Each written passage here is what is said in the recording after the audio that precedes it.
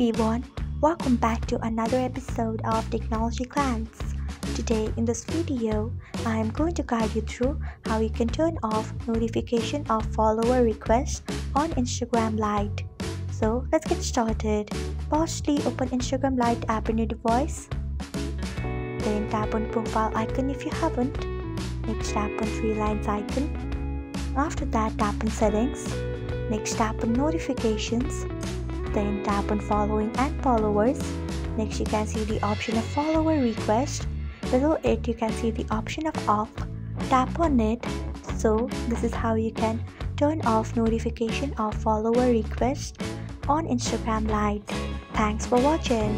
If you found this guide helpful, we would love it if you hit the thumbs up button below. We upload great new tech tutorials like this one every day, so do not forget to subscribe to our channel and hit the bell icon so that you'll never miss another update.